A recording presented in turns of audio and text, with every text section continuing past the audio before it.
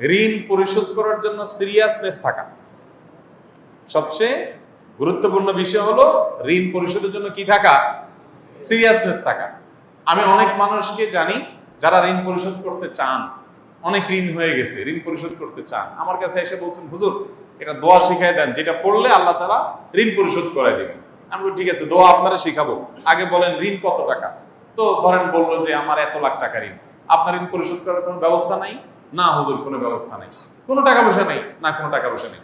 জমি জমা কি পরিমাণ আছে? এই 2-4-5 বিঘা জমি আছে। তো জমি বিক্রি করে ঋণ পরিশোধ করতেছেন না কেন? এটা কোনো কথা হুজুর, জমি বিক্রি করে ঋণ শোধ করবো? অনেকে আছে ব্যবসার টাকা আছে, না ভাই পকেটেরটা দিয়ে ঋণ শোধ করবো না, আপনি দোয়া শিখাই দেন, দোয়া দিয়ে কাটাকাটি হয়ে যায়, এই টাইপের। আমি বলছি ভাই আপনার সাধ্যে আছে, ঋণ পরিশোধ করার অ্যাবিলিটি আছে, ওইটা আপনি ব্যবহার করেন, পাশাপাশি আল্লাহর কাছে দোয়া করেন।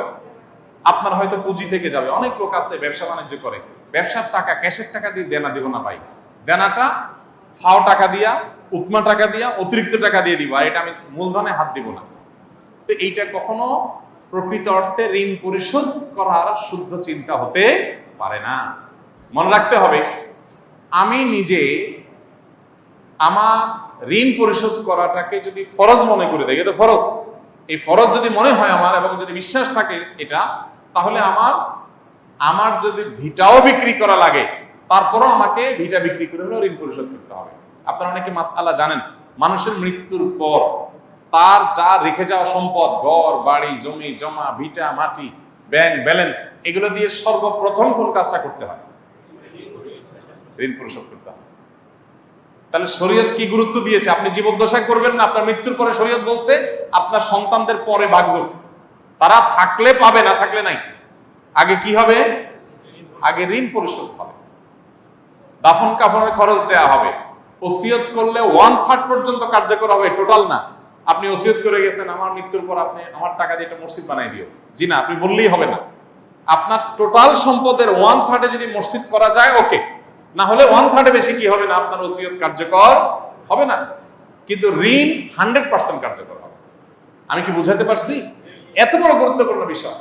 আমাদের অনেক ভাইরা চিন্তা করেন ঋণ পরিশোধ করতে যদি আমি জমি বিক্রি করে ফেলাই, তাই আমি কি খাবো, কি করবো?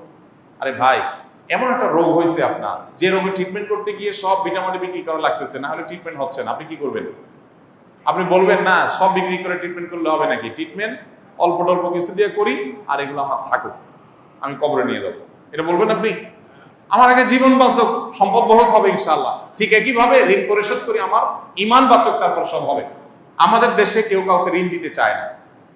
আপনারা একটা হাদিস অনেকে শুনেছেন, কোন কোন ক্ষেত্রে দান করার চাইতে ঋণে সওয়াব বেশি। বিষয়টা একটু বুঝতে অসুবিধা হয়, দান করার চাইতে সওয়াব বেশি হয় কেমনি? আবার দান তো দিয়েই দিলাম, ঋণ তো দিলাম আবার নেব এই নিয়তে, তাহলে দিয়ে দিলে তার চাইতে আবার ঋণে সওয়াব বেশি কিভাবে হয়? এর অর্থ হলো যে কোন কোন খাতে, ধরেন এক জায়গায় আপনি একটা মসজিদে এখন 2000 টাকা দিলেন, মসজিদে আপনার 2000 না দিলে অসুবিধা হবে না, আরো বহুত লোক দেওয়ার আছে, এই দানের চাইতে আরেকটা লোক 2000 টাকা লোন দিলে অনেক উপকার হবে, ওই লোনটা বেশি সওয়াব। কথা কি বুঝাতে পারছি? কয়েক গুণ বেশি সওয়াব হাদিসে আসছে। এই জন্য ঋণ পরিশোধ করার প্রবণতা, ঋণ পরিশোধ না করার প্রবণতা আমাদের সমাজে ব্যাপক আকারে হওয়ার কারণে ঋণ দেওয়ার ইবাদতটা হারায় গেছে সমাজ থেকে। এই জন্য সবাই ঋণ পরিশোধ করার ক্ষেত্রে দায়িত্বশীল হবো তো ইনশাআল্লাহ। নবী করিম সাল্লাল্লাহু আলাইহি সাল্লাম বলেছেন, তোমাদের মধ্যে সবচেয়ে ভালো মানুষ হলো সে যে ঋণ পরিশোধ করার ক্ষেত্রে ভালো মানুষের পরিচয় দেয়।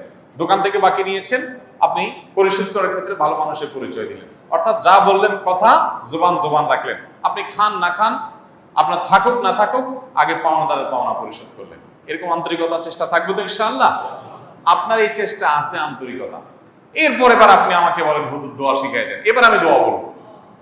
কথা কি বুঝতে পারছেন? এতগুলো কথা বললাম এই জন্য যে আপনার টাকা পয়সা সব আপনি রেখে দিয়ে এরপর বলতেছেন হুজুর আপনি দোয়া শিখাই দেন, আপনার দোয়া দিয়ে ঋণ কাটাকাটি হয়ে যাক, আমার টাকা আমার কাছে থাক। এই 2 নম্বরই করা যাবে? আল্লাহুম্মা কফিনি বিহালালিকা আন হারামিক ওয়া আগনিনি বিফাদলিকা আম্মান সিওয়াক। আল্লাহ আমার জন্য যেন হালালই যথেষ্ট হয়, হারাম যেন প্রয়োজন না হয়, আপনি ছাড়া কারো যেন মুখাপেক্ষি হওয়া না লাগে, আপনি আমাকে সেই তৌফিক দান করুন। এই দোয়া করবেন, আল্লাহুম্মা কফিনি বিহালালিকা আন হারামিক ওয়া আগনিনি বিফাদলিকা আম্মান সিওয়াক। আর এছাড়া দোয়া কবুলের সময়গুলোতে সাধারণভাবে নিজের ভাষায় দোয়া করেন, আল্লাহ আমার ঋণ পরিশোধ করে দেন, আল্লাহ আপনি ব্যবস্থা করে দেন, আল্লাহ আপনি সহজ করে দেন। তাহাজ্জুদের সময়, পাঁচ ওয়াক্তের আমাদের পড়া বিভিন্ন সময় আল্লাহ তাআলা ইনশাআল্লাহ সহজ করে দিবেন।